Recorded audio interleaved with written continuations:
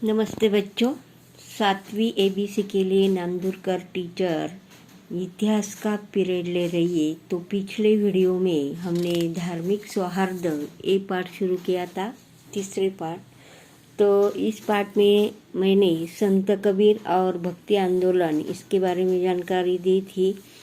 और आज हम देखने वाले हैं संत बसवेश्वर, इनका कार्य।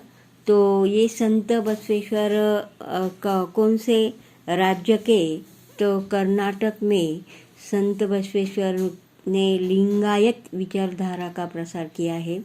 उन्होंने जाति भेद का विरोध किया और श्रम प्रतिष्ठा को महत्व समझाया है। श्रम प्रतिष्ठा और उनका कार्य कवे कैलाश, यह वचन प्रसिद्ध है। आपको एक वाक्य में प्रश्न पूछा जा सकता है कि उनका वचन कौन सा प्रसिद्ध है? तो कार्य कवे, काय कवे कैलाश, काय कवे कैलाश ये वचन प्रसिद्ध है। इस वचन का अर्थ ये श्रम ही कैलाश है। उन्होंने अपने आंदोलन में स्त्रियों को भी सम्मिलित करवाया। अनुभव मंडप सभागृह में धर्म से संबंधित विचार विमर्श गोष्ठियाँ होती थी और इन सभी जातियों के स्त्री पुरुष सहभागी होते थे। और उन्होंने अपनी सिख लोक भाषा कन्नड़ में वचन साहित्य के माध्यम से दी। उनके कार्यों का समाज पर बहुत बड़ा प्रभाव भी पड़ा। बसवेश्वर के अनुयायियों ने मराठी भाषा में भी रचनाएं की। उन्होंने मनमत स्वामी का लिखा परमहंस ग्रंथ भी प्रसिद्ध है। परमहंस्य ग्रंथ प्रसिद्ध है। कर्नाटक में पंप, पुरंदरदास आदि महान संत हो गए। कर्नाटक में पंप, पुरंदरदास ये जो संत के नाम है ये भी महान हो गए थे। उन्होंने कन्नड़ भाषा में असंख्य भक्ति पदों की रचना की।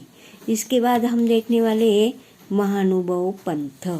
महानुभव पंथ का क्या जानकारी है? तो इसके बारे में हम देने वाले हैं। 13वीं शताब्दी में चक्रधर स्वामी ने महाराष्ट्र में महानुभव पंथ की स्थापना की। यह पंथ कृष्ण भक्ति की सीख देती है। कौन सी? कृष्ण भक्ति की सीख देता है। और श्री गोविंद प्रभु चक्रधर स्वामी के गुरु थे।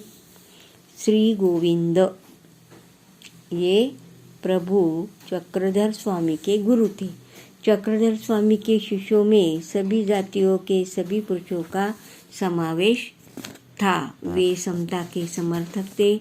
उन्होंने संपूर्ण महाराष्ट्र में भ्रमण करके मराठी भाषा में उपदेश किया। संस्कृत भाषा के स्थान पर मराठी भाषा को प्राथमिकता दी। फलता मराठी भाषा का विकास हुआ और मराठी भाषा में विपुल ग्रंथ लिखे गए। महाराष्ट्र में इस पंथ का प्रचार प्रसार प्रमुख था। विदर्भ और मराठवाड़ा, ये जो दोनों क्षेत्र है, विदर्भ और मराठवाड़ा, ये दो जगह में इनका प्रसार और प्रचार ज़्यादा हो गया। विदर्भ में रुद्रपुर नामक का स्थान है। विदर्भ में रुद्रपुर महत्वपूर्ण है। यह पंथ पंजाब, अफगानिस्तान जैसे दूरस्थ प्रदेश में भी पहुंचा था।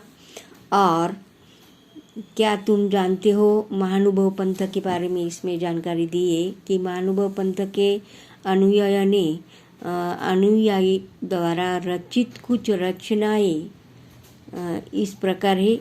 माई भट्ट द्वारा संपादित चक्रधर की लीलाओं का वर्णन करने वाला लीला चरित्र ग्रंथ, आदि मराठी कवयित्री महदंबा का धौले केशोदास द्वारा संपादित सूत्रपाठ और दृष्टांत पाठ, दामोदर पंडित का वच्छाहरण, भास्कर भट्ट बोरीकर का शिशुपाल वध, और नरेंद्र का रुक्मिणी स्वयंवर। ये महानुभव पंथ के अलग अलग प्रकार है। और महाराष्ट्र में संत एकनाथ द्वारा हिंदू मुसलमान के बीच लिखा संवाद है और यह संवाद धार्मिक सौहार्द की दृष्टि से बहुत महत्वपूर्ण है।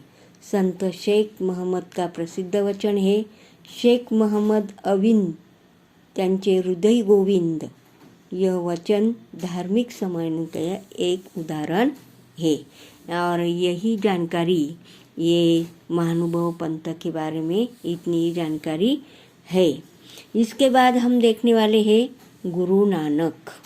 गुरु नानक को ये नाम सब जानते हैं। गुरु नानक ये जो सिख समाज है, सिख धर्म है, इनके प्रवर्तक है और प्रथम गुरु भी है सिख धर्म के। उनके कार्य का उल्लेख धार्मिक समन्वय के बहुत बड़े प्रयास के रूप में करना चाहिए। और ये हिंदू और मुस्लिम धर्मों के तीर्थ स्थानों में पर गए, वे मक्का भी गए थे। भक्ति भाव सभी और एक जैसा है, यह बात उनके ध्यान में आया था। उन्होंने सीख दी कि सबके साथ एक जैसा आचरण करो, कोई गरीब नहीं, अलग अलग धर्म का, अलग अलग जात का, कोई जात पात का उन्होंने कुछ भेदभाव नहीं किया। और हिंदू और मुस्लिमों के बीच एकता स्थापित करने के हेतु उन्होंने उपदेश किए। वे शुद्ध आचरण पर बल देते थे। गुरु नानक के उपदेशों से लोग प्रभावित हो गए। उनके शिष्यों की संख्या दिन प्रतिदिन ज़्यादा से ज़्यादा बढ़ती गई। क्यों बढ़ती गई? क्योंकि उनके जो विचार थे लोगों को ज़्यादा पसंद आने लगे थे। और उनके अनुयायियों को शिष्य अर्थात सिख कहते थे। गुरु ग्रंथ साहिब सिखों का प्रमुख ग्रंथ है। इस ग्रंथ में स्वयं गुरु नानक, संत नामदेव, संत कबीर और गुरु नानक आदि संतों की रचनाओं का समावेश होता है। गुरु नानक के पश्चात सिखों के गुरु किए और गुरु गोविंद सिंह सिखों के 10वें गुरु थे। गुरु गोविंद सिखों के कितने नंबर के थे? तो 10वें नंबर के गुरु थे। उनके पश्चात सभी सिख गुरु गोविंद सिंह के आदेश के अनुसार धर्मगुरु गुरु गोविंद को भी गुरु मानने लगे थे। इसके बाद लास्ट का भाग हम देखने वाले हैं सूफी पंथ। सूफी पंथ में क्या दिया है देखो। इस्लाम में सूफी संप्रदाय का एक पंथ है।